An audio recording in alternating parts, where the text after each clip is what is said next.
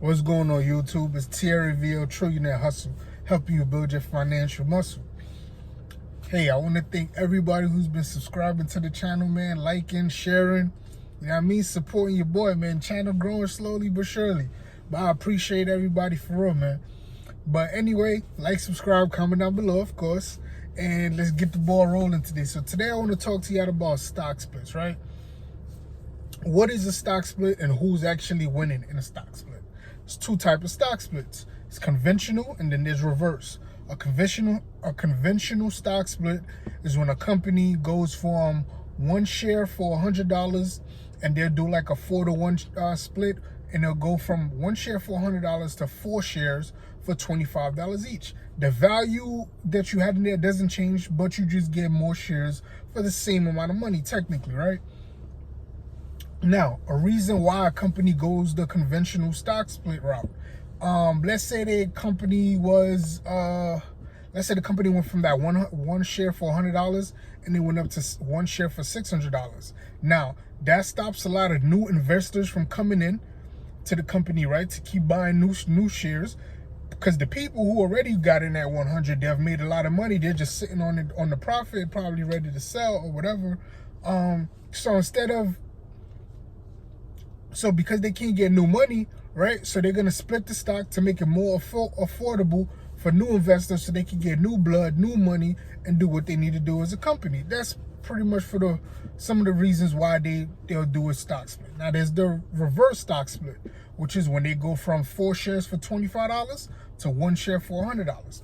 You really don't want a company doing that, in my opinion, because a lot of times the reason why they do that is because being on the stock exchange and trading, there is a bottom number that they can reach before they get kicked off the exchange, depending on what type of company it is and how big the company is. If they start trading under a certain amount, they can get kicked off, right? So to avoid getting kicked off, they'll take a bunch of these stocks and form it into one. So again, that makes the price, obviously, for one, it looks like it went up, but it really didn't. It's the same value. It's just less shares, but each share is worth more, but it's technically the same. You catch my drift? Yeah. So now, some people say company doing conventional shares is great. Some people say company not doing conventional shares is awesome also. But I'm gonna give you 2 examples, right? So Apple in 2014 was about $600 and something a piece in 2014. They did a stock split. They did a 7-to-1 stock split. That's a lot. And they brought each share after the stock split, that 600, that one share you had for 6 something went down to 7 shares for $92 each. Now, that was 7 years ago.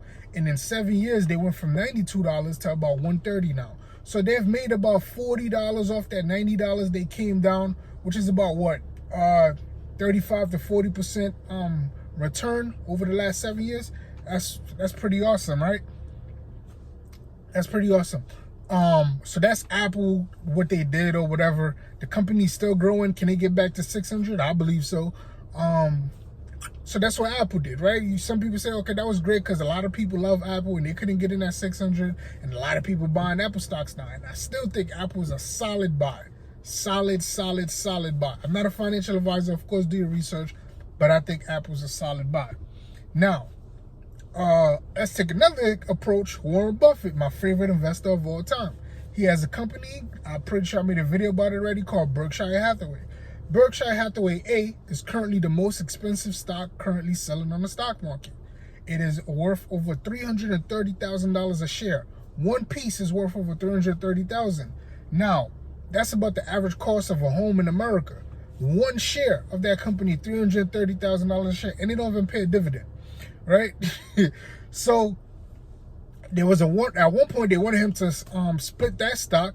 He did not want to, because he wanted to reward his investors that's been with him for such a long time. He did not want to give them more shares for less amount of money, right? It's the concept of this, right? Would you rather have $100 bill or $10 bills? It's the same thing, but tomato, depending on who you are, how you feel about it, right? So he didn't want to do that to people who are already in the game, just to give opportunity to new people. What he did instead, he started a Berkshire Hathaway B, which I'm proudly your owner in. If you don't got Berkshire Hathaway B, you need to get you some. If he took the first stock from whatever it was all the way up to $330,000, I mean, what you think he gonna do with Berkshire Hathaway B? Granted, he's 86 years old, so he might not live that 60 years anymore to do the same thing, but who knows, man? I still believe in Warren Buffett. I still got Berkshire Hathaway B. But with that being said, man, that's stock splits don't necessarily change the value or nothing in the company. But what it does do, though, which is funny, is because let's say it splits a stock, meaning more shares become available at a cheaper rate. Remember, when you buy stock, you are owner of the company. So that might kind of change ownership a little bit, because a lot of new people, a lot of different people now have opportunity to grab the stocks for a cheaper price. It's not really cheaper, it's the same value. $100 for one, $25 for four, still the same thing. So that's what a stock split is in a nutshell. I hope I explained that correctly to you guys, and hope you guys caught it. Anyway, man, I love y'all. Thank you for subscribing to the channel. Thank you for supporting. Keep supporting your boy, man. I'm going to keep the videos coming. Like, subscribe, comment down below, man. And catch me on the next one.